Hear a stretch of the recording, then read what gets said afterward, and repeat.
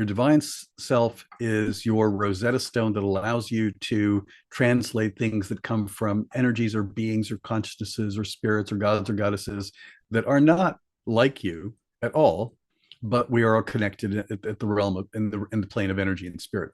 So back to your question, the the perception that we call psychism primarily comes through the places that are not using images and language as we use. So of course, you have to relinquish enough control to allow them to come forth, but also you need to tell them what you're looking for. And the language of imagery and dream and animal sensation and instinct is the one that you have to reach for when you're trying to tell the rest of you, hey, I'm trying to accomplish the following.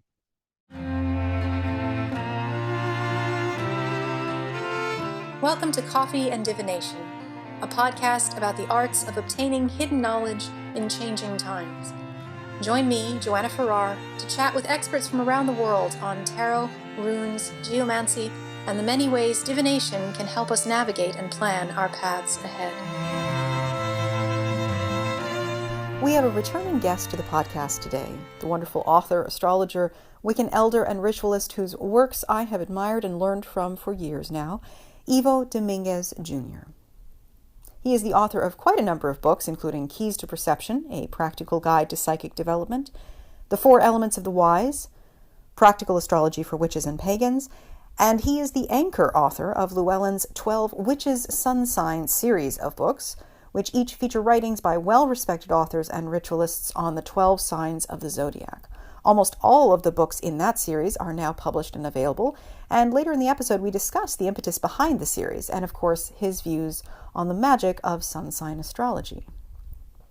We recorded this interview a little while back, actually before the big April eclipse, so you hear a tiny bit of our thoughts on that, which also very much apply to magical work around all eclipses and more challenging astro weather, and I really appreciated our conversation on the topic.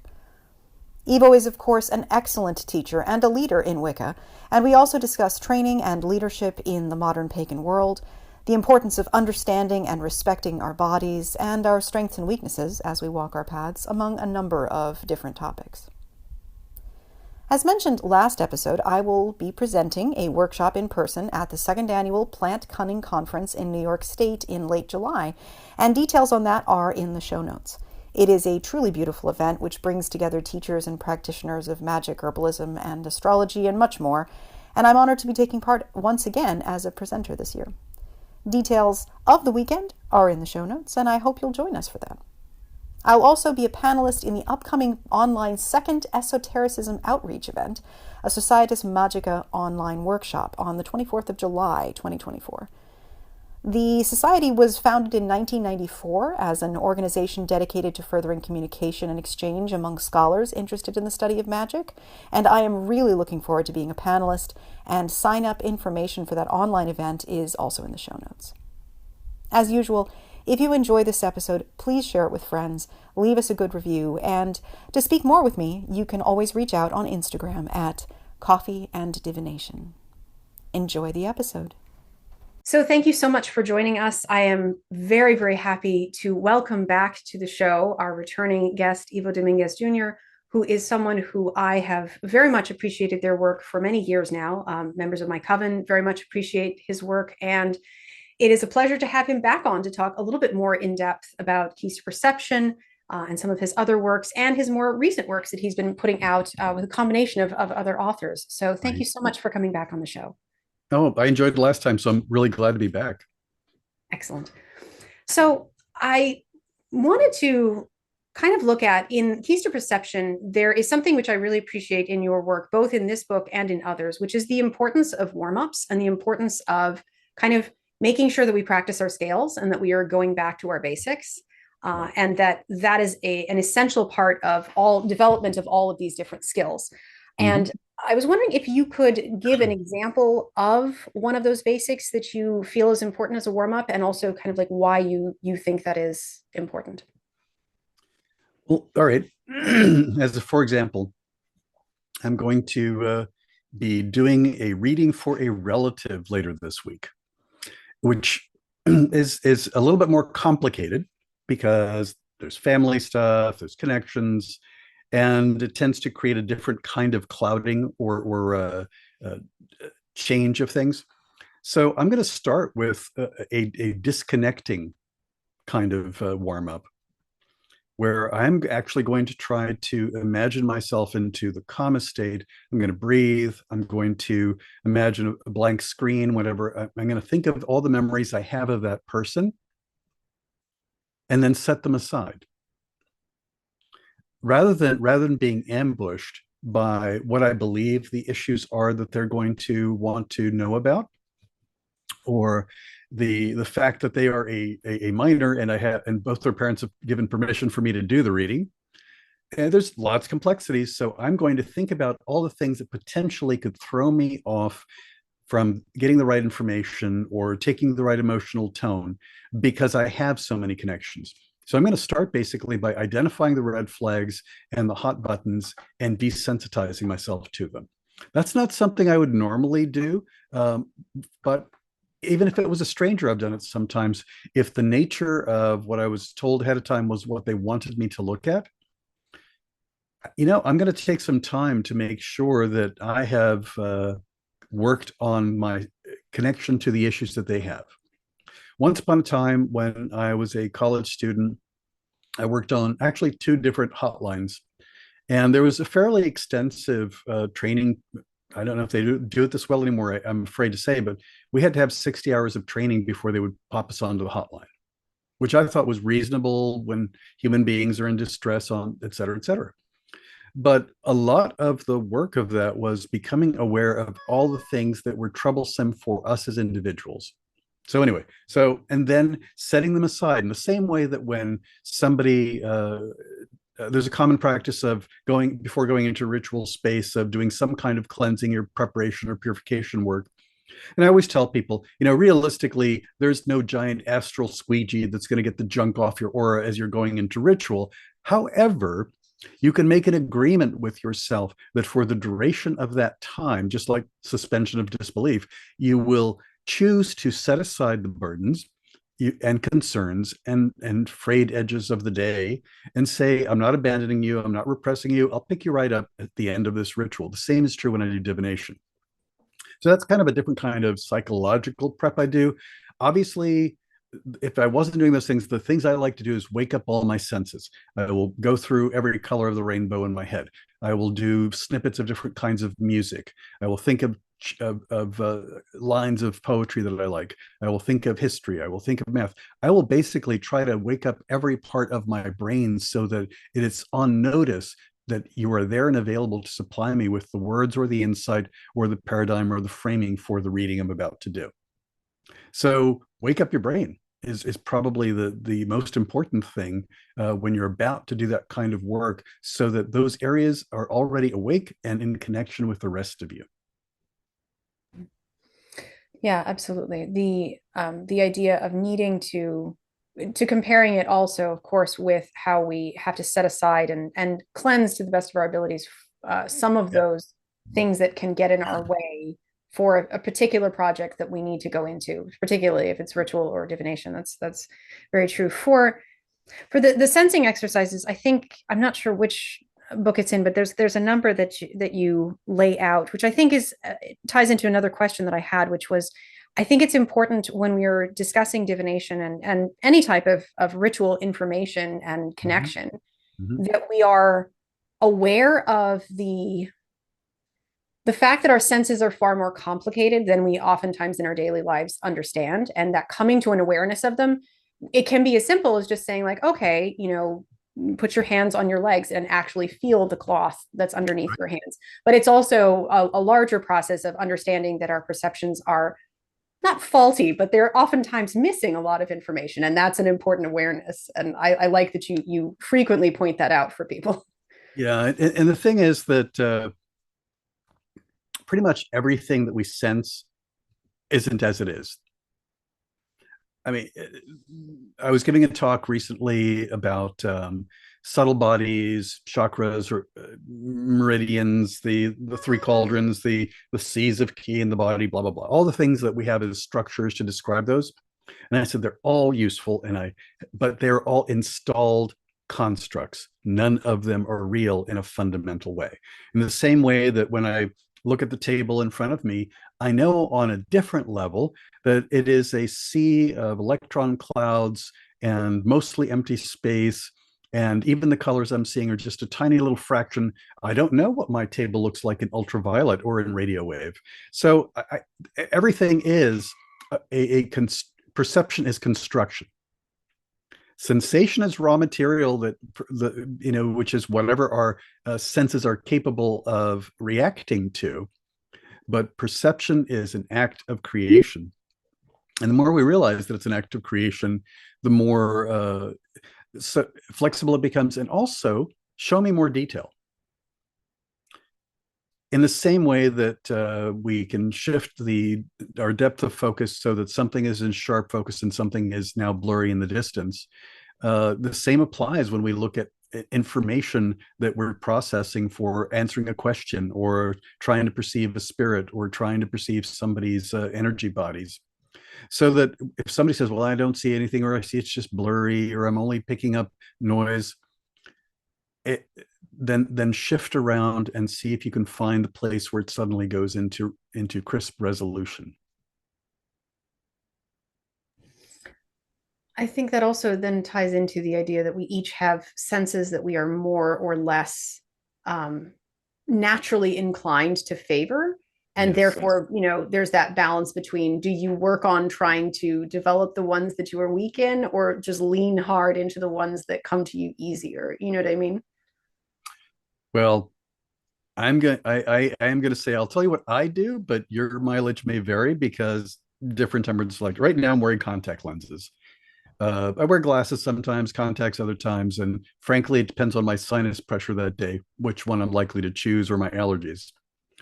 So, but I'm of the age, I'm 65, so this lens is for close up and this lens is for far away. And because the prescription is pretty much the same in both eyes, every month I swap which eye I'm using for close and far, which for some people it's like, that's insane. Why would you do that to yourself? And I've got two reasons. One, it means that the muscles in each eye get a different kind of workout so that I don't have atrophy of particular muscles. And two, because it forces my brain to write a little software patch periodically. I mean, neuroplasticity and flexibility of our mind, and well, I'm going to say brain and mind are not the same thing, but it encourages a kind of flexibility. So back to your question, I say a lot of times I'll lean into my strength, but I will periodically choose to explore and try to develop the things that are less capable, because otherwise I'm just letting them atrophy completely. So it's a mix. Oh, yeah. Yeah. I have several follow-on questions, but that sure. My most immediate one is, can you give us an example of one that you would use to train one of the senses that you think is slightly less? You know what I mean? Like, just so that people have an understanding of when we're talking about this kind of awareness or perception training, like what specifically then are we talking about? All right. So as an example, there's a member of one of our covens who it's kind of like oh, poor pitiful me. It's like they have incredible psychic vision, but they want psychic hearing really badly. And somebody else would easily, if I could swap, I'd swap with you. But that's the way it works. So what I suggest to them is that a lot of it is allowing fluidity and flexibility and relinquishing excessive control, which is a thing that is a thing. So I said, I want you to put on the radio. Why the radio? Because if it's one of your playlists, you have a certain amount of predictability. And I want you to put it at such a low volume that it is actually below the level that you would find quiet, comfortable listening. And try to see what you hear. And here's what's going to happen. In some cases, you're not going to hear the song, but you know that there's a little rustle in the background of something. And you will begin to confabulate. You will begin to make, in the same way that people make up lyrics, you'll begin to hear sounds that aren't there. You're going to hear things that aren't there. And honestly, you're playing at the edge of the limit of your physical sense, which means that your mind has to try to make up the difference. And you'll begin to hear things that aren't there, and then turn off the radio. And you'll probably find that if you've had it on for about 40 minutes or half hour, 40 minutes to train your brain that way, when you turn that quiet little noise in the background off, you're still going to be hearing things because you're hearing what's ever in the room energetically or spiritually. So one of the things is to work with extremely low level, just below your threshold inputs on a physical level as a way of getting there. The other is to do the reverse. One of the reasons why many people probably were taught initially sensing auras by having somebody stand against a white wall. And sometimes with bright light, sometimes with dim light, but honestly I prefer people do it with bright light, is because you have to fill in what's there, and the whiteness contains a little bit of everything, so it's going in the other direction. So another possibility is to pass the baton. Let's say that you have a way of perceiving that's your preferred and dominant, and maybe let's make it the kind where you feel stuff like warmth or tingling or it's all kinesthetic or visceral kind of reactions. Well, tune into something, and then while you're tuning in, you get a sensation. Well, what color is that sensation? Intentionally try to shift into something else, and you're kind of like trying to court synesthesia. You're trying to court that kind of cross wiring between different sensory systems. But the thing is, it's not like your brain is set up or your mind is set up in a way where those things are actually discrete pots where they're siloed away from each other. So while you're doing your active strong one, then begin to ask, show me what that color would look like. Show me what that shape is. What's the sound of that sensation? And it begins to train yourself to allow those things to happen, because a lot of our subtle perception, a lot of our psychic perception is really more about removing the limiters rather than growing new astral ears. Yeah, absolutely. I love those examples. Thank you. I think that's very helpful. It's interesting because as a musician, I was trained to have perfect pitch when I was a kid. I was not born with it. And my father just was like, he heard that perfect pitch was a good thing for kids to have. So he just would sit me down every single day and have me continuously, he would play a note on the piano and I would just have to guess. And at first it was random guesses. And then eventually it became so ingrained that now I literally can't hear anything except by hearing the pitch that it's at as well. And I have a friend of mine who basically trained themselves into synesthesia as a professional, musician. So it's these sense perceptions that sometimes people are like, oh, you're born with the scent. No. Some people are, but that's not the majority of them. Yeah, I mean, I have, and it's not always a gift. I mean, one of my friends that I had in both high school and college, Iris Gonzalez, has perfect pitch, absolutely perfect pitch. And if you tell her to, open her mouth and sing an A sharp, out of her mouth comes an A sharp. Now, which means that going to a concert with me or hanging out with friends that are chanting is painful. I am sure that is not true. I'm going to argue, but for her, it's like, oh my God. It's like for her, everything, if it's past a certain, tolerance of it's like, ugh. Oh, that is real. Yeah. Yes, but I think that is very true, that we each have these various sense capabilities that we can choose to lean into, that we can choose to try to balance and work on the other sides of it in order to then strengthen all of the edges. And I wanted to, if you wouldn't mind, there's a small section from Keys to Perception that I actually wanted to quote and read out loud because I really liked the way that you described this. It is in connection to the engine of memory, which I think ties in a little bit to what we are talking about already with awareness and perception. When we have an experience that we categorize as psychic or spiritual, it means that the experience has made it past the unconscious filters and into our awareness.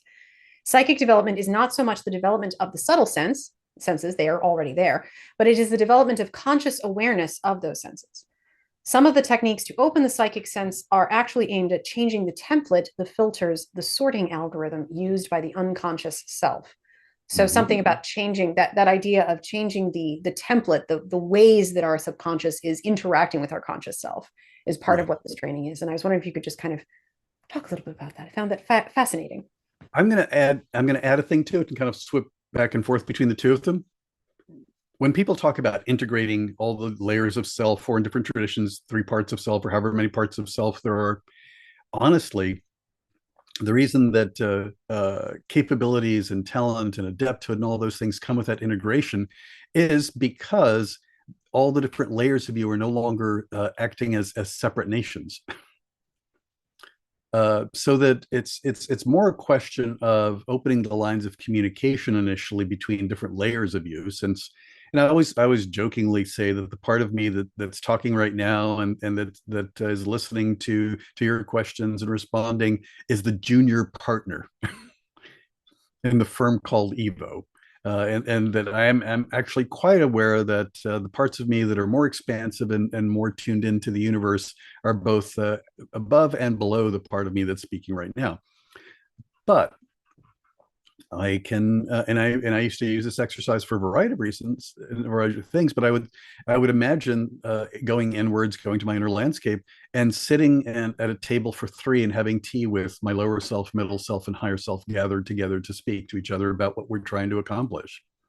And the thing is that those deep perceptual things can also be better understood once you realize how much you are a child of your culture and upbringing.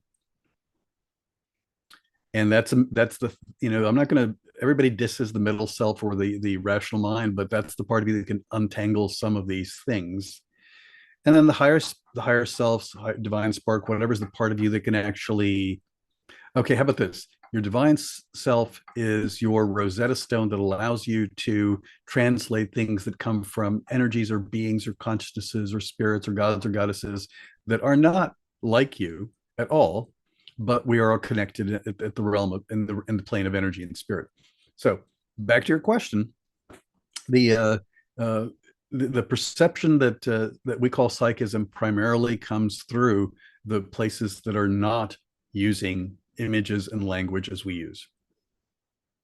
So of course you have to relinquish enough control to allow them to come forth, but also you need to tell them what you're looking for. And the language of imagery and dream and animal sensation and instinct is the one that you have to reach for when you're trying to tell the rest of you, hey, I'm trying to accomplish the following. I don't know if that's where you wanted it to go, but that's the place. No, absolutely. And that is part of that. Like the changing of the template is one thing as part of the training of what we are doing on a practical level, by like saying, when we say to people, well, you have to practice meditation, it's sure, excellent, but there's a lot of reasons why. And part of that can also be because it's helping tell the other parts of yourself what you are trying to accomplish. So you're setting intention and you're setting up the framework for others to be able to help. But then you're also then changing the template and changing the actual things going on within you to allow that information to be filtered through you. Would that be a good kind of synthesis of that? It is, and I'll say that there's nothing wrong with humans around this. It's sometimes we're really, well, modern folks in particular have a tendency to bash being human. And I'm going to say that the reason that we have so much focus on the senses in the way that they are filtered in this moment is because we're trying to survive. And we needed a different set of templates and filters when we were living primarily outdoors and in the wild. We need a different set of templates when we are living in a urban center. But the point is, it makes sense for us to focus on the things that we do because we're trying to make it through this physical world. But your senses are, and sadly, this will lose value in the very near future because these things will cease to exist.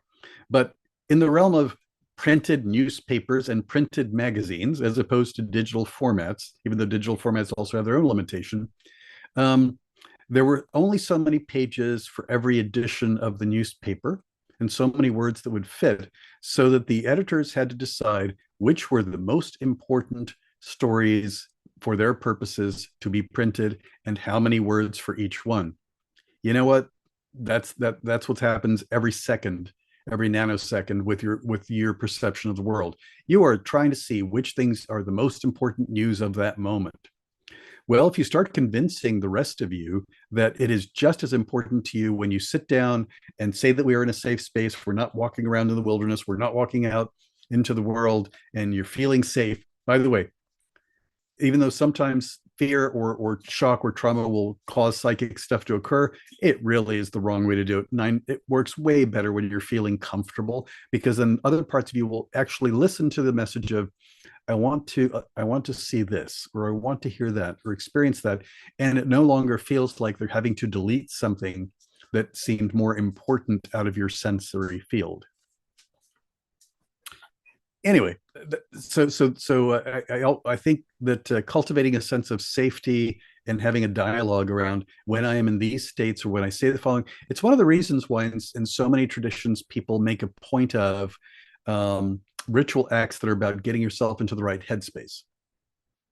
Or I mean, one of my teachers was old school ceremonial type. So she did the, when you put this ring on, when you put this robe on, when you do the following things, you're shifting into your ritual headspace, yada yada. And I mean, in different traditions do it a different way, but a lot of that is so that there is a putting your foot on neutral and shifting gears so that you can actually get into the place where those other things come to the fore. Absolutely. Denise, my co-high priestess, also, Yeah. of course. So the two of us both do, seer work, and there are very specific cues that are used only at certain times, and that helps. It's not that it is impossible to do without those, but there is a setting of intention, a safety, a sense of clicking through certain things that then completely changes the atmosphere. And yes, is much better to be done in certain circumstances than others. But I think in a pinch you can do anything, but sure. Yeah. If you're not in a pinch, why are you making it hard? Why do that? Yeah.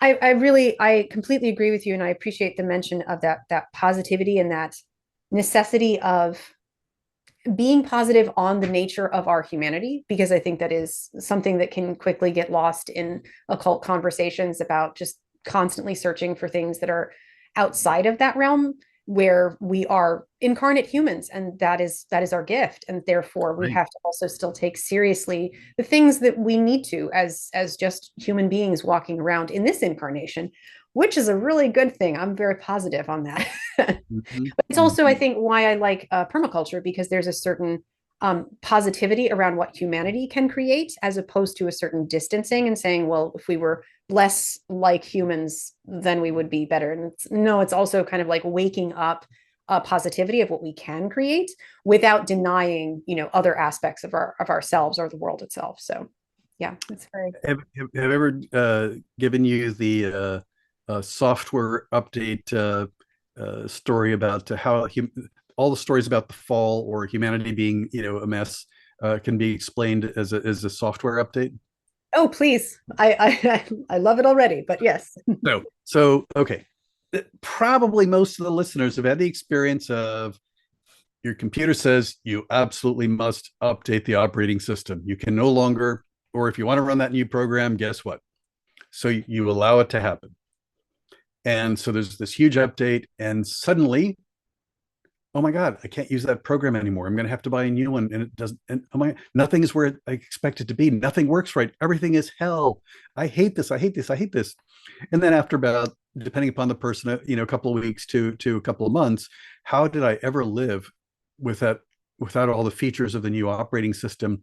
And I would never go back to the way it was before. It's not, from my perspective, humans had their equivalent of a jump, and you can call that a spiritual evolution, a physical evolution, or a little bit of both. And suddenly we were different, and we have not yet. And at the scale of human evolution and time, we're still in the first couple of days after the software update. So of course nothing's where we expect it to be. Nothing's in the right place. Things don't work the way, like where are my instincts? I used to be able to just I used to know how to, build a nest or build a dam if I'm a beaver, or sniff and know which way was true north. I mean, so my point is that we're still in that churning of having developed new things as a species. We still haven't gotten a knack for what we've been given or what's been developed. A lot more forgiveness there if you look at it as we're still stumbling around trying to learn the new software. Yeah, absolutely. Which I think then sometimes people will be concerned that if there's, how do I put this? There's a difference between being accepting and understanding and kind and gentle with ourselves and with, others and the world, Yeah. which doesn't necessarily mean that we are not active participants, still with responsibility of saying, yeah, but you still got to wake up every morning and try and do the work that is sometimes very difficult. But they're not mutually exclusive. It is, you can still be gentle and kind with yourself and others, and Yes. still be saying, no, we need to constantly strive. I mean, I got to tell you, um, I will not name names, but I have some friends who think of me as being a little bit too optimistic about, the fate of all things, and other friends that call me their little ray of darkness because I point out what's wrong. you know, Yeah. but I think both things are true, but I don't choose to make either of them my identity. Mm, yeah. And That's everybody's got to be careful about this, but magical people in particular, because if you are a magical person, whatever flavor that may be, you've basically signed up for the accelerated course. yeah. Yeah. They come for you a little bit more. So you're but you did every now and then Denise and I will just look at each other and go, we signed up for this, didn't we? We signed up for Yeah. this. Can't We signed up for can't this. really complain, can we? Oh, damn. Well, you can, but it's just chewing up energy. Sure, exactly. Yeah. So I think that when we're talking about, awareness and Mhm. senses and kind of stepping into that, um, there's a small discussion in Keys to Perception where you talk about whether or not, I think it's a Keys to Perception. Yeah, I think it is. Whether or not the process of being like psychically open Mhm. and really present in a ritual working is required in order for it to fully work. And I agree with the conclusion that you come to in the book, if I'm going to state it correctly, is that no, the technique does have a place, and that sometimes you are not in that psychically perfect moment, and yet the working still, has validity and power. Yeah. Um, I have had debates with people about this, and I think it's a balance of a number of different things. But I was wondering if you could kind of explain a little bit of that, of your thoughts on that for people. Yeah, and it's a lot of it is context dependent and whichever specific individual dependent. But what I have observed, because I'm one of those, it takes very little, and for all intents and purposes, I'm tripping in ritual. I see and feel all sorts of things, and there are other folks that will tell me, you know, I'm saying the things, I'm visualizing the things, I'm doing the ritual motions that are required in this ritual, but I can't tell if it's working, and because for whatever reasons, they are not picking it up. And here's what I usually say: well, if it's a group ritual, look around. Are other people being affected by what you're doing? you know if they are, then you must be doing something. So that's an external validation of what's going on. Or if people afterwards report that they had powerful experiences, and or one recently somebody gave a path working and they were like, I just read it. I said, no, no, no, no, no. You were filling the room with the imagery as you were speaking. And that made you, well, that was just in my head. Well, that bled over into the whole room. So yes, you were doing it. Now, what I've told some people is, see what happens when you are just sitting doing using your tarot, or using a pendulum, or using a scrying bowl, or whatever. What happens then as opposed to when you're doing? Because some people have a quirk where they turn off their perception when they are doing the work because they're so focused on doing the next step or the next action or the next chant or the next invocation or the next thing, that all they're basically putting all they're rationing up their consciousness so that their awareness is all focused on, I'm responsible for doing the following things, which means, hey, I've just imposed a perceptual filter that prevents me from seeing what I'm actually doing energetically. So in some cases, say, try perceiving psychically and energetically when you have zero responsibility and zero expectation of outcome, and learn. And if you can convince yourself you can feel it there, then you can start perhaps experimenting with ways of experiencing it when you are doing active work in ritual. And also, there's also I'm one of the many people who's upset about AI art and AI writing and stuff like that. And but I'm also going to compare it to porn, and I'm also going to compare it to the Food Channel or the British Baking Show. We have created unrealistic expectations around many things, and just because there are some people that have Pixar quality psychic perception and Dolby sound in their ears from the other realms, does not mean that that's normal or common or even necessary. And as a musician, I'm going to point this out. I know a lot of people that sort of play an instrument and sort of can sing. And in the past, it would have been pretty easy to get people to hang out and play an instrument and sing at one of our parties or at a fireplace when we're camping or whatever. But now, because they know what absolute, off the scale at the edge of the bell-shaped curve excellence sounds like, they're inhibited and don't want to even try to do it, which is a really bad thing. And I think that sometimes I talk people out of that they're not perceiving. Do you know what? Have you ever talked to somebody through an analysis of a dream where they say, "This is what I remember." Okay, all right, and what happened next, or what was next to you to the left, or what was next to you to the right, and suddenly they remember one more detail.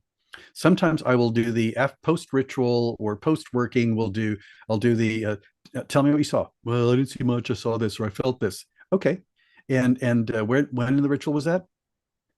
Okay, does anybody have that? Anyway, click click it into possibilities, and because so much of it's simply unlearning inhibition. Mm-hmm. Yeah, yeah, yeah, and also allowing for things. I agree with you completely that there's a certain I'm not actually that well. Actually, it's really funny. All of my friends know that if it's pop culture reference, it's very likely to go over my head, and so it's become a running joke. But it doesn't mean I don't like movies and TV shows. I don't watch as much as a lot of people. But anyway, it is funny to me because I think that what you were saying about that sort of like both the expert syndrome, which I agree with you, that is a soapbox for me within music, that there should be way more of a culture of playing, and it doesn't matter. I'm always telling you, it doesn't matter. I'm happy to hear you play. I'm happy to play chamber music with you. I don't care. That's what we should be doing.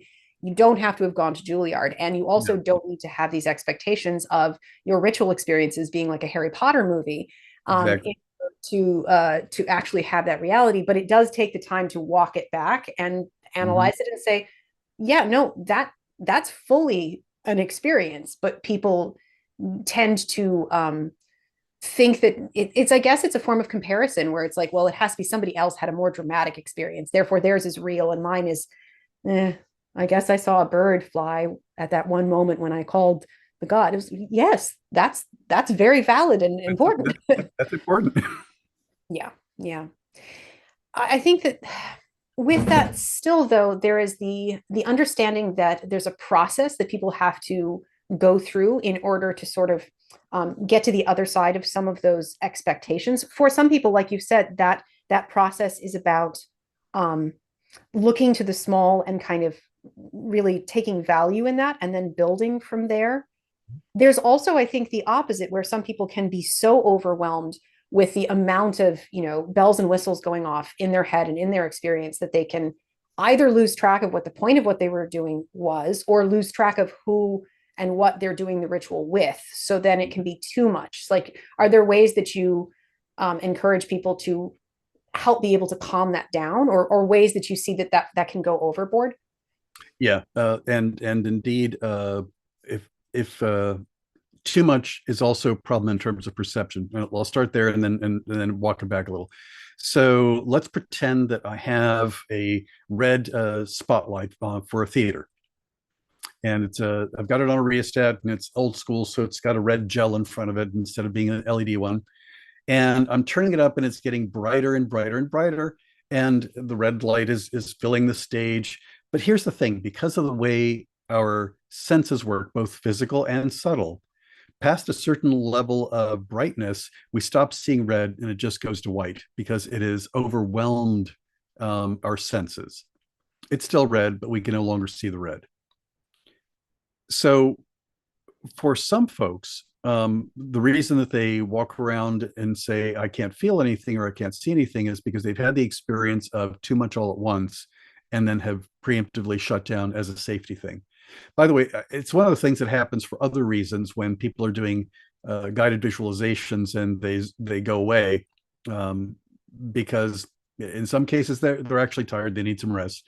In other cases, it's because they blew a breaker because something happened that popped the circuits as a safety precaution. So when somebody is experiencing too much in a ritual, and I actually teach this as a general thing. I start with saying that you're so powerful that you can blot out the sun with your finger, and I say you've all done it. At some point, the sun has been right in your eyes, and you've lifted like a finger or two, and all you needed to do was block out the sun, and then suddenly you could see past the glare. Rather than doing a complete shutdown or shielding and closing everything off, find the thing that is the brightest, loudest, or most disturbing and just blot that out. It's kind of like what's going to happen during the solar eclipse coming up in April, in that during that time, you'll see the sun's corona in a way that you can't see it because the brightness of the disk will be covered and so on. So sometimes it's a question of finding the most offensively intense stimulus and just tuning that one out. And I know that sounds like, well, how do I do that? You do it all the time when you're in a place where there's too many people talking at once and you're trying to tune out the rest of the noise so you can focus on the person that you're trying to listen to. We do have the capacity to pick and choose when we have multiple inputs. So that's one of the things. The other thing is, and I talk about doing an inner grounding. Yes. Yeah. This one actually works for a lot of things, but going into your inner, very short version of it, you go inwards to your inner realm, to the place that's your inner sanctuary, and then you do the standard very, very classic, roots into the earth, branches up into the heavens, except you are standing inside your center of self, and your roots are reaching down towards your root chakra, your branches are reaching upwards towards your crown chakra, and you are grounding and centering within your own selfhood and basically moving inwards, and it gives you a bit of shade and quiet from the energy of the world, and then you can pop back out, because sometimes we just need a breath or a moment of quiet before then jumping back in. There's a reason why people wear sunglasses. There's a reason why people wear, sunscreen. And energetically, you can choose to tone it down a bit and take breaks. You don't have to, in the same way that all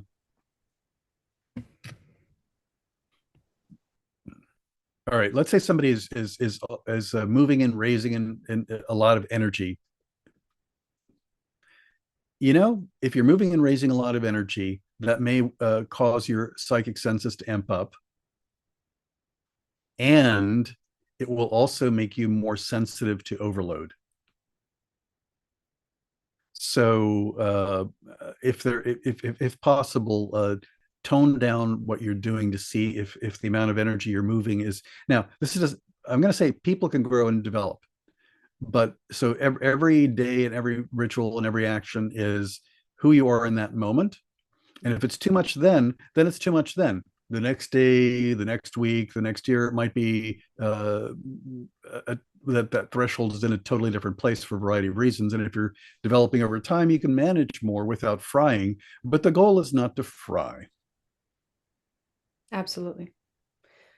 Yeah, I think that that is very, very also important for people on sort of, I don't know, call it a spectrum, but it's kind of a spectrum of like wherever you feel you fall on this, in terms of, Yeah. the not sensing a lot or sensing too much or whatever that the case may be, that these experiences are very possible to bring up and bring down. They're energy levels that we can train, and we should with technique be able to have a stable base to work within, which doesn't necessarily mean that we're always in control, because sometimes it can just, things happen, and it can be a little Right. much or a little less than we think, and that's fine too. But yeah, that is an important perspective. I think the other thing that I usually think about with this, and I think it's implied in the way that you're talking about it, is that it is relational, and therefore Mhm.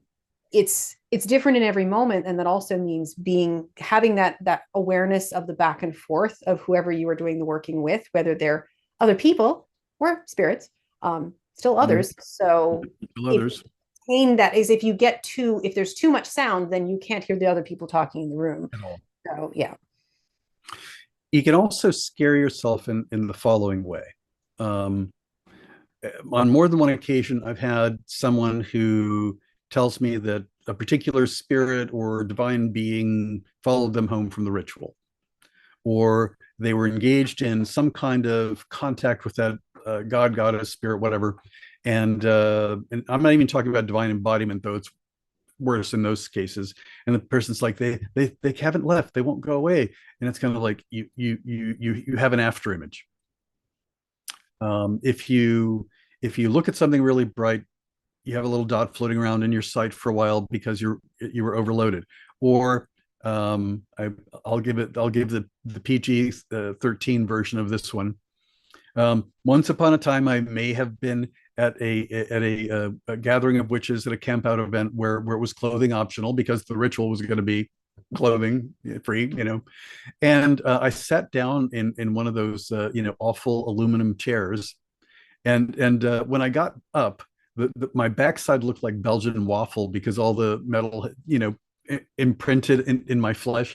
And, it's kind of, and after a while you wait, you hydrate, and it all comes out, right? Well, when you've experienced something that was too bright and too loud, you've got an after image or an after sound, a ringing in your ears, a flash in your eyes. Or when something has been pressing against the boundaries of your energy for so long, it leaves an imprint in its shape. That's the important part, in its shape. So that until that imprint is out of your energy field, yeah, you're going to continue to sense it. That doesn't mean that said presence is still there. Yeah. Yeah, absolutely. And that can be very, very helpful so that people don't freak Assume. out. You're taking it seriously, but you're also aware of the real sensational reality of this, that doesn't just end just when the moment of the ritual ends. No, it doesn't. And it tends, and for a lot of people, these sorts of post-ritual reactions um, develop over time, so that it's not the first 5 minutes after the ritual. It may be an hour later, or some period of time later, that the full impact hits. Yeah. Yeah. Well, that is a discussion I feel like within our community that is not had enough, which is aftercare after we do some of these workings. And within our coven, one of our Yes. members is a professional psychologist, and therefore we're always in discussions with her about making sure that within the occult community we also have sort of Tools. spaces where these conversations can be had, and we can have more time and awareness of how those impacts can be long lasting for people. And it's not just like you go to the ritual, you leave. It's difficult. You freak out, you have an ab reaction, and you never want to do magic again. Yeah. I mean, that also happens. Yeah. I will say that this is kind of tangential, but it fits what you just said. There have been a number of times where I have been not running a big ritual at public events, but I am there strictly in a protective, warding, caretaking capacity. And one of the things that we have done is, I've been at ridiculously large and intense events. 400 people in ritual, or 100 people in ritual.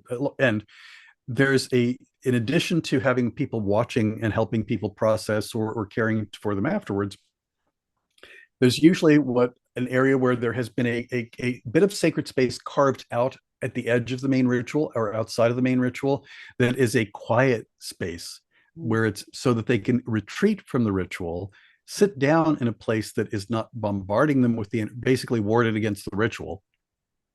Yeah. So that they can actually get out of it. And that makes a big difference. Actually, something to look forward to, I hope. But my Spirit Speak book actually has a list of things to do as part of aftercare. Now, let's see. So anyway, but aftercare is really important because, since we're gonna fall back on music stuff again, because a lot of people that have good voices can ruin them by misusing their voices. And the same thing happens with psychic perception or energy stuff. I know folks that over the course of time have gotten stronger and crisper and better as they've honed their skill as a psychic, a witch, a magician, whatever it may be that they call themselves. And others who reach peak and then they crash and burn in terrible ways because they've been misusing their instrument too long. Yes. Just because and it's easier to say to people, well, you can't treat your vocal folds that way because eventually there's no coming back from it, or it'll take surgery or something like that. And people go, well, it's my energy bodies, aren't they? They're not bounded or limits. Like, no, that's not the way it works. It's your body, period. And people say subtle bodies as a way of describing the energy fields. Let's emphasize the word body for a moment. They are part of your incarnation. They are bounded by some of the limits of incarnation. If there's a reason why people can get injuries or attachments in their energy field and cause them issue.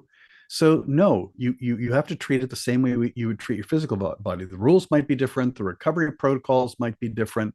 But if you overextend your energy bodies, then you can damage your magic and you can damage your health. Yeah, absolutely. I like to extending the musical metaphor where sound is not a thing that you can see, and yet it does have physical impacts on the body. There are ways that sound waves can be healing, they can be damaging. Yeah. No one, who has the understanding of what we know about, the science of sound would deny that. And yet that's a subtle thing with your body. There's the same physicality to what we are doing, which does not necessarily mean that just you can do anything you want and there'll be no recovery necessary. Yeah. With some of this, we've touched on group kind of activity a number of times. And you are, of course, a leader within the community, a teacher. You have a great deal of experience within that wider kind of like group interactions around this stuff. And what I appreciate is in a number of your books, Casting Sacred Space, there's examples of various types of workings that are meant to be done with more than one person.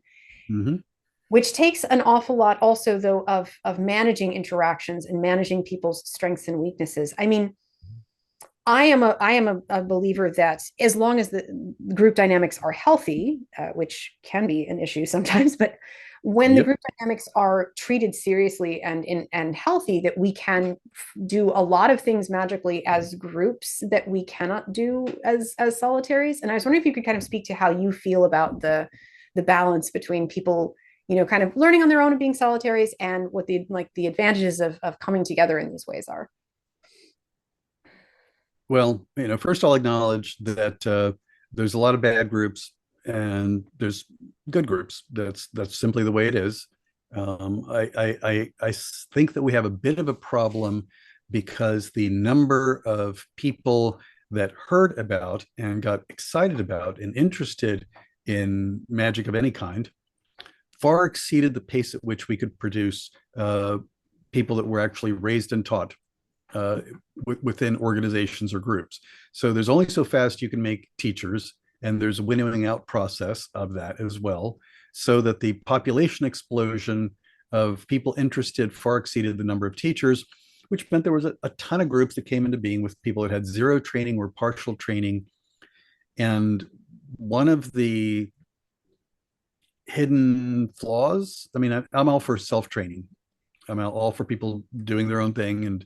And however, if you are self-taught or taught by going to workshops at events, or catch as you can workshops at local stores, or whatever your background is, but there was nobody actually watching your work and pointing out, oh, you might want to go back and pick up some of that because you're going to need that later, or kind of like the why you need algebra, or the balanced diets, like you actually need to eat the broccoli. A diet of nothing but creme brulee is a really bad idea. Anyway, however tasty that may be. So then you have somebody who's now in the role of, I'm trying to be a teacher and I'm trying to run an organization. They've never seen one in proper action themselves. So they don't have that kind of skill set. And because they're expected to be the expert on everything, there's a lot of ways in which that can distort the personality into ways, defensive postures about what they don't know, if they're supposed to be the one in charge or the person doing the teaching. Or it creates lots of problems. So I understand why people have had lots of problems. However, it's easier if you can't find your way to a group that feels right to you and has longevity. If it just sprung into being, you might be great. If you like founder energy, great. But otherwise, but you could probably find a group of friends that want to, hey, I read this exercise in a book. Who wants to come and we can practice it together?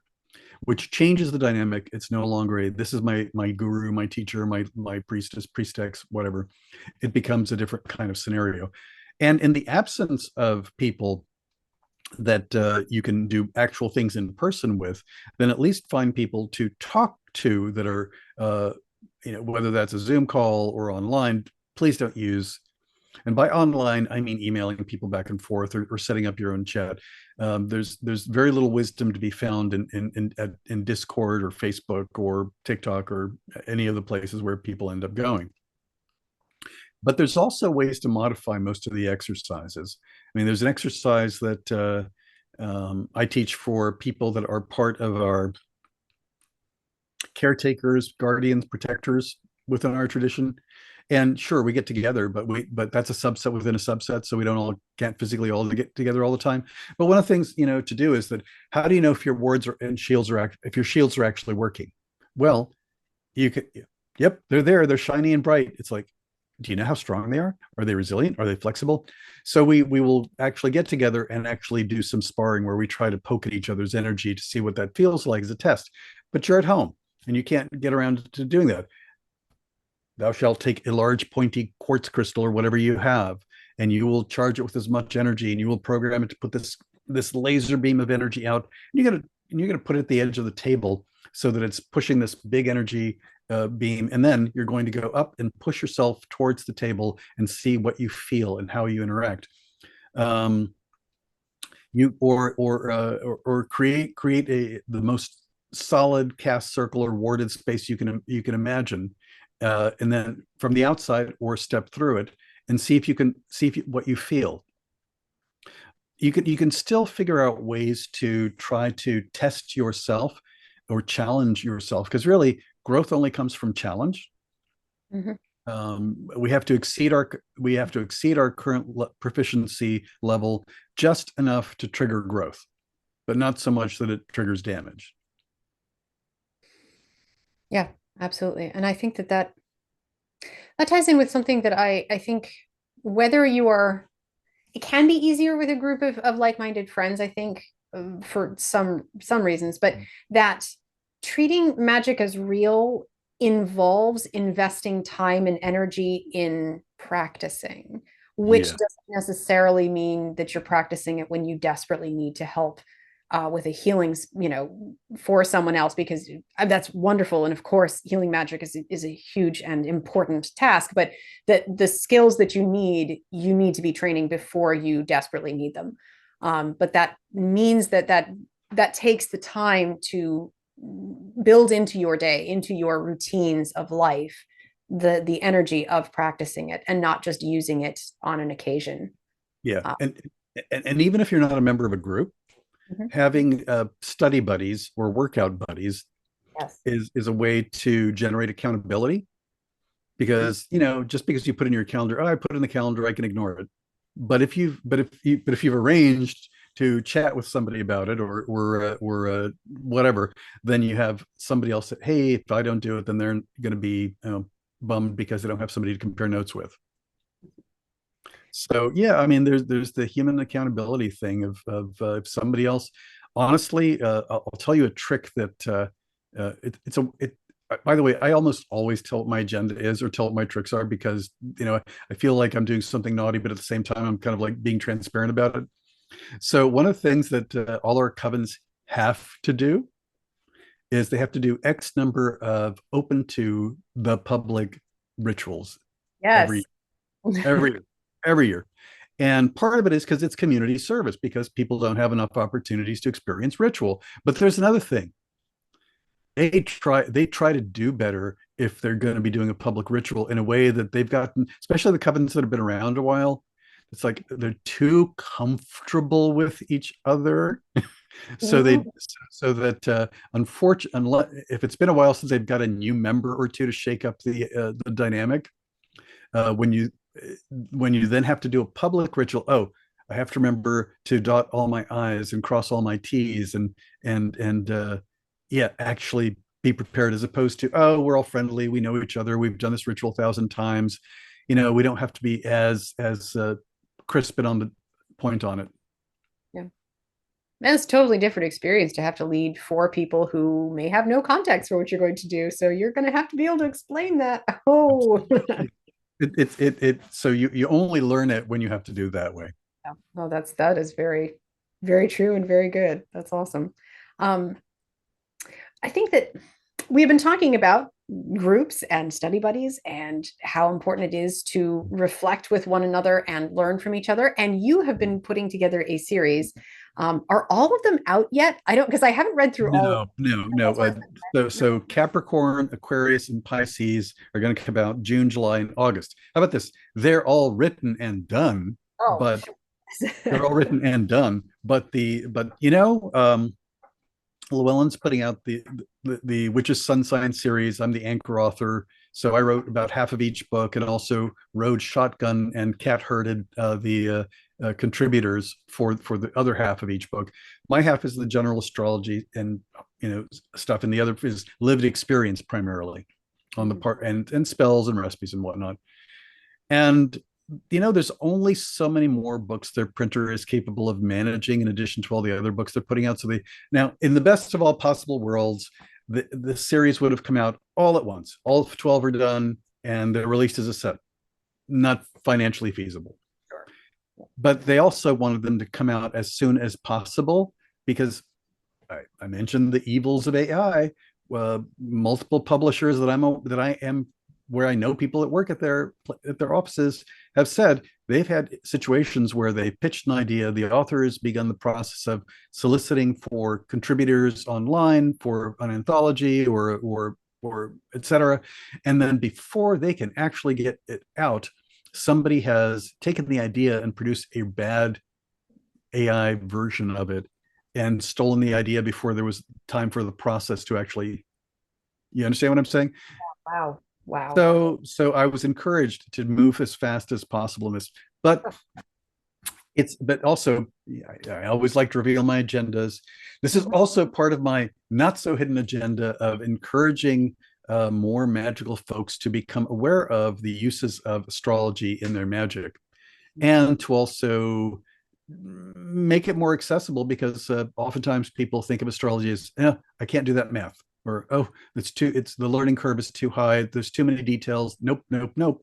And honestly, this is more like hedge astrology, in that this will work, and will not break your brain, and it will also prepare you to deal with people of other signs. I know several people that have gotten not their sun sign book, but their partners or one of their coven mates, because they want to understand that person better. But there's also some pretty revelatory things in them about the way that magic works and how the sun sign gives you a clue into, and the moon and rising is mentioned for each combo is given in each book as well. But there's more that comes from the fact that the nature of your inner sun, the nature of your divine spark, is the power source for, and either becomes the power source or the candle that you use to light the flame for the rest of your power, so that it shows up in your work and how you function and how you perceive. In fact, a lot of the book is, each book represents my understanding about how each of these things has a impact on which things you're more likely to find easy or difficult to do magically or spiritually, or perception ways around it. And also I kind of like hammer home the idea of they're spirits. The 12 signs are beings at this point, whether or not they started that way or not. And though I think they pre-existed humans, they are beings that have been described and energized and fed by countless minds for quite a long time, which means it's a shame that more people don't actually call upon them as forces and intellects and beings, as opposed to not. So I don't know. It was quite a bit of a brain fry, because it was 12 books in 14 months. That's an incredible amount, obviously. Even with a lot of the other authors working, but as you said, then herding also, that organization is not an easy task. So I love my community, and yeah, it's a wonderful thing. It's still an enormous amount to organize. I think that whenever I talk to people who practice astrology, I'm always curious, because obviously this, the series is based around the idea of sun signs, which I think is, while in the mainstream community, sun signs are still what everybody knows. Within the occult community, I think it's nice that there's been more subtlety around, getting more complex again with what we're supposed to understand about astrology. But that has also almost meant there's a backlash against well, I know what your sun sign is, but you have to tell me your moon and your rising and where is this and where is it? And, so how do you view the interaction between the sun and the moon and the rising? Just because I find that always fascinating to ask astrologers. But then also kind of, how do you feel about the layers of complexity that we're sometimes adding now? It depends on what you're trying to do. And I actually at the very beginning of the book, I basically say, when people get involved in astrology, they first discover their sun sign, then they become aware of all the planets, asteroids, theoretical planets, aspects and things, and it becomes this complicated thing. But then if you're a magical person, you eventually go back full circle and discover that, I think I need to know more about my sun sign as a starting point.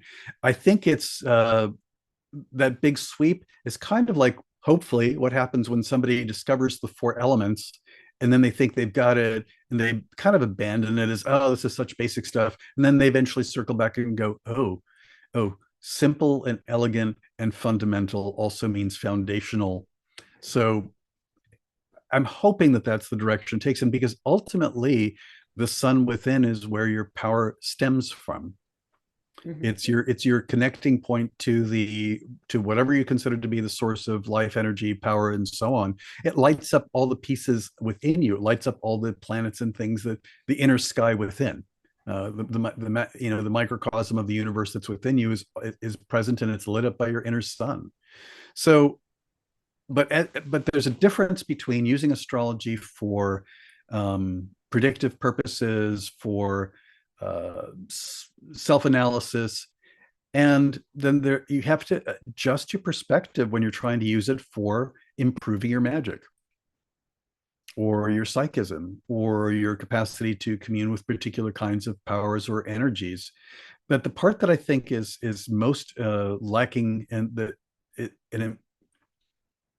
astrology is a sacred language. It has ways of describing particular qualities, collections of attributes, and so on, in a way that we don't have other words for them. Like if somebody's an astrologer and a witch, and I'm thinking of my friend Diatima Urani, as well as her blog, and she and I are both witches and astrologers, which means that sometimes we can, talk about something, being, yeah, that's definitely, a Mars and Taurus situation. Is it carries pages of information in there because of that. So that I often will use all the symbols for the planets and the signs the same way some people would use runes. And part of it is that familiarity breeds contempt, and because you can buy astrological everything jewelry and t-shirts, and in the old days, how many times you saw the classic TV or cartoon wizard that had stars and planets and stuff on their robe or whatever, and it's kind of like cheesy, and you think it's not important and it doesn't have power in it. And I'm kind of like, no, there's those symbols have power, and just because people have forgotten that. So I think that the books are a way of encouraging people to look at astrology that way. Now, the other thing I hope the books do is give you enough information so that when you run into your next meme online that is your astrological whatever, that you'll be able to go, oh, that's cute, and not take it seriously, or, well, they got that totally wrong, but it looks cool. So that it gives you enough capacity to discern those kinds of things. The part that I do think the series will hopefully do is, even if you now, I suggest to everybody that the signs are important. Get your own first, and then fill in the blanks with the rest. But if you want to learn about all 12 signs because you want to learn astrology, this is going to be a set you can use. Now, moon and rising. That will always, sun, moon, and rising will always be the big three, though people are always adding like Venus or Mars or Jupiter or something else to their, and that's all well and good, but that's just more to make it clickbait. But here's the thing about the rising sign. People go, oh, it's the mask you wear of the world. It's the energy that's on the surface. And I go, yes, that certainly is true. However, it's also the way you're looking through it. You perceive, your perceptions of the world are shaped by your rising sign. It's not just the way people perceive you, it goes both ways.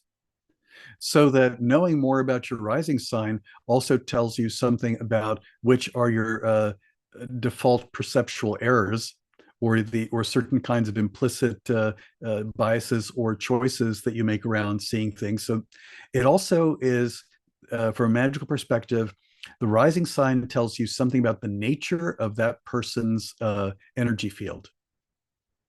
If you have a fire rising sign, your aura is going to be one of those flowy, expands outwards, flames and grows and contracts. If it's a water sign rising sign, it's going to have more watery qualities, which, by the way, means that when water sign, if you've got a rising that's water, your aura touches stuff, you're more likely to cling to it and pick it up.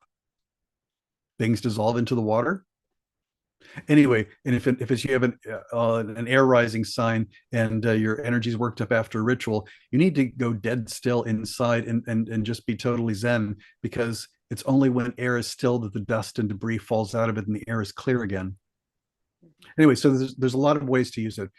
And the moon sign, because I'm trying to be brief because it's a podcast, and but it's a very complicated subject, obviously. I know, but I'm trying. But I like to say that the moon. Yeah, people go, "Oh, the moon is your emotions and the feminine." No, it may be your emotions and how you process things in a certain way. I don't like to gender my planets. It's kind of silly. It and it's a cultural artifact. I mean, a lot of people teach it that way. I find it less productive for a variety of reasons. Anyway, but what I think the moon really is it's the narrative tone of the author of your life. So, your life is stories that you tell yourself. And sometimes you go back and revise those stories, or you tell them from a different perspective. And the moon is the voice in your head that's telling you the story of who you are and what that episode in your life meant, and so on. Mm-hmm. Yeah, I think that's a beautiful description of that. And it still allows for a lot of nuance, because how that is going to impact is different in every situation, obviously. Because, yeah. Well, I think that With that being said, considering the timing of when we're doing this interview, which is early March, and we do have a major eclipse coming, and you mentioned, of course, golly, golly, golly. Yes, we do. I'm going to ask the question. Do Of you course have you are. advice for my listeners about this eclipse? Because I just would be very curious of your opinion.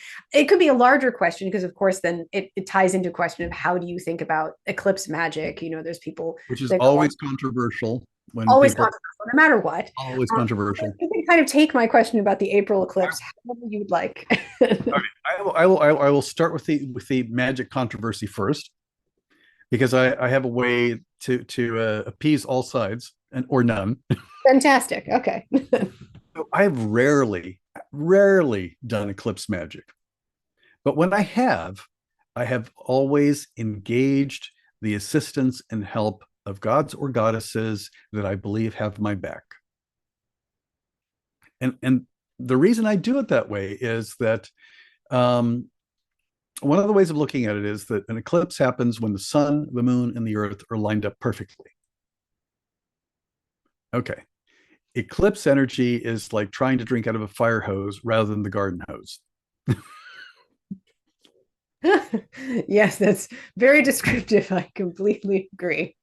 So my take on it is, if you're going to do it, then you need somebody that's way bigger and more expansive than you to assist you in the process, so that you actually accomplish something that is closer to what you were trying to accomplish than not. I have left things out under the eclipse to pick up the energy in a kind of diluted, indirect way, which is a different way of working it. And there are Eastern systems where they do magic under the eclipse, and they consider it a very powerful time. But you know what? In those systems, the people that are doing the rituals are people that are high lamas and have 3 trillion lifetimes of experience doing this stuff, and not somebody who saw a recipe on Instagram and decided to try it for the eclipse.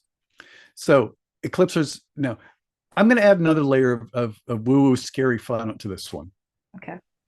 So in the last couple of weeks, there's a comet called 12P Pons Brooks that normally is not a big deal, but for some reason it's begun to have geysers of gases and dust and stuff shooting off its surfaces. It's approaching the sun, and it's getting brighter and brighter. And guess what? During the eclipse of the sun, if you know where to look, there's also a comet in the sky that's visible. And April is its closest approach. Ah. Nothing funny about that. So and comets have always been an indicator of in many cultures of something big, often something bad, but something big for sure. And just on, I actually have to look at my notes on this one, because I can't hold it all in my head, which is bad. It's bad because the solar eclipse is also conjunct the asteroid Aries. At the same time in April, Mars is conjunct Saturn. Mercury is going to go, into it. There are so many things going on in the sky in April that the eclipse is going over Texas, which makes me nervous for geopolitical reasons. The totality of the eclipse cuts straight through Lilydale. Do you know Lilydale? No, actually, I don't. Lilydale is a small town up near Lake Erie that is a town that is nothing but mediums and psychics. You should look them up. I will definitely look this up. Yeah. Lilydale. Yeah. There's also Casadega, which is the Florida sister city, which is also. But there's a lot of stuff going on with these. So here's what I know for sure. In retrospect, years later, people will go, wow, April was a month that many things changed in history. It will have historic impact. Will it happen that day, the week later? No. Here's the thing. With astrology, some things are evident fast, but oftentimes with eclipses, things tend to echo and rhyme both before the eclipse and after the eclipse. So that perhaps April is when historically, in retrospect, we'll go, oh, the seed for the following thing was planted there, or that's the little marble that was dropped into the Rube Goldberg device of the universe that manifested the following thing later. So April's going to be a life-changing month. There's all sorts of bad potentials. I'm sad to say. Here's the part that I will say is positive and useful. Live heroically, and I've been saying that. My friend Gwendolyn Reese says it a lot. She teaches a whole class on it, um, because we are we we signed up for the hard work. We're here because we signed up for the hard work. We're at the churning of the ages, and a bunch of it's almost funny because people are like, oh, astrologers are always saying that that's such a rare thing happening, and there's been a bunch of rare things happening, for the last 10, 15, 20 years. I keep hearing about rare things happening. It's like, yes, they're all clustered at this moment in history for a reason. Mm-hmm. Yeah. But each of us has the power to create change, and when things are churned up, it takes less magic to have an impact. Well, I completely agree. 100%. So choose how you want to use your magic, and if you want to recover from the stuff going on in April, I'm going to say May. There's a bunch of planets, Mercury, Venus, Uranus, Sun, and Jupiter, that are all going to line up together in Taurus. Yeah. And even if you don't speak astrology, think of it this way. Taurus is Earth. It's fixed Earth, Earth that preserves, Earth that wants things safe and stable and solid. So there's a ton of energy in Mars that you can apply towards creating stability and comfort and security for yourself and your beloveds. So make use of it. Good time of year for that as well. It's an excellent time of year. I usually, like to end these interviews by asking if there's anything more that someone wants to add, if there's any advice that you want to leave people with. I feel like live heroically is a beautiful thing to leave people with, but is there anything else that you'd like to sort of share that is advice that you'd want to sort of just it's kind of silly, but not, depending upon what your spiritual background is, which kind of traditions you follow or don't follow, and a lot of people don't have any particular tradition, they just are doing their own thing. I do think that human beings are baby gods and goddesses, baby divinities, and I do believe that we're supposed to grow up to help the planet and each other. So I'm always trying to think of it as like, okay, how much slack would I cut a kid rather than an adult? Mm-hmm. Or the classic example of, let's say that there were two, well, nowadays people are doing this digital. Once again, I'm going to lose this one. But let's say there were two book reports sitting on the kitchen table, and it's a big family, and everybody's running out the door, and one kid grabs a book report, the other kid grabs a book report. One of them is a freshman in college, and the other is a freshman in high school, and they each turn in the wrong paper.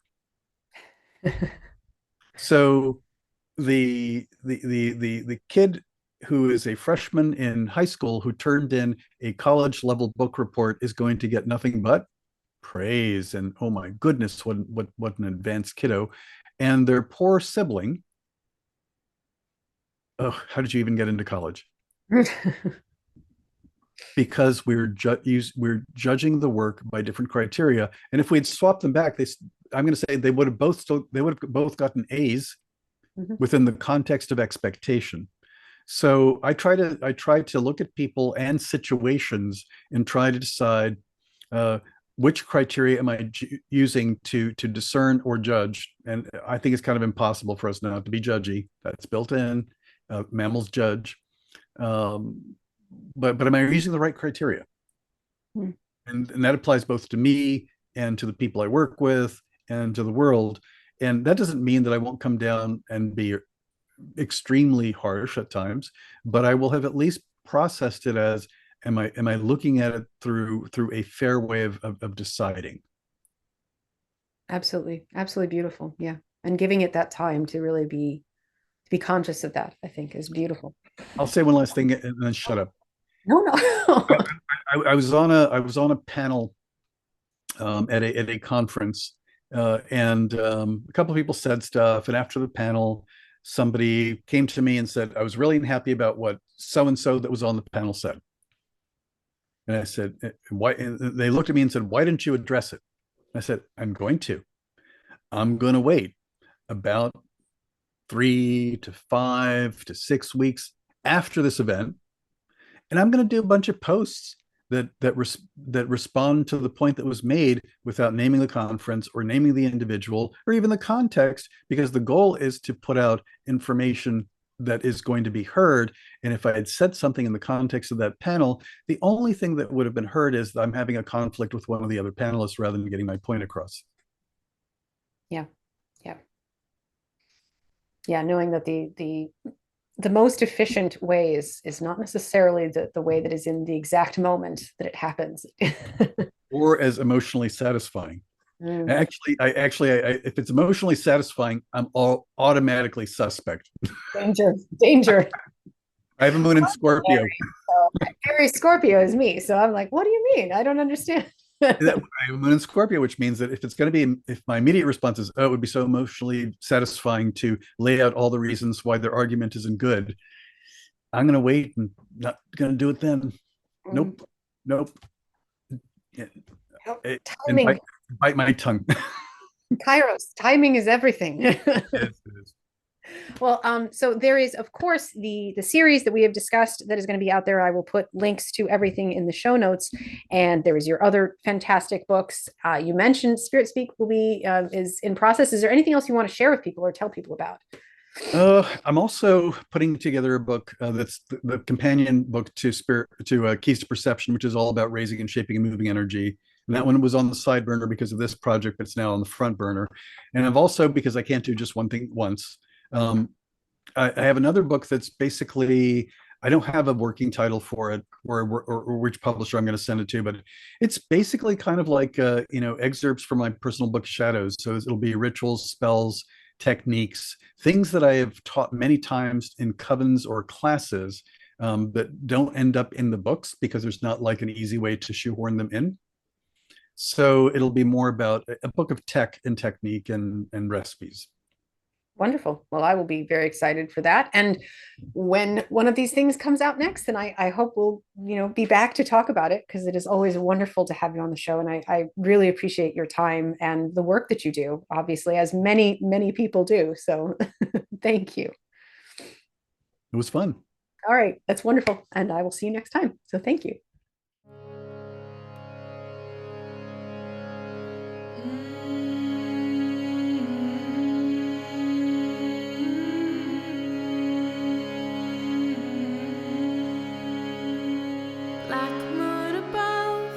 Stars overhead, don't you dare go.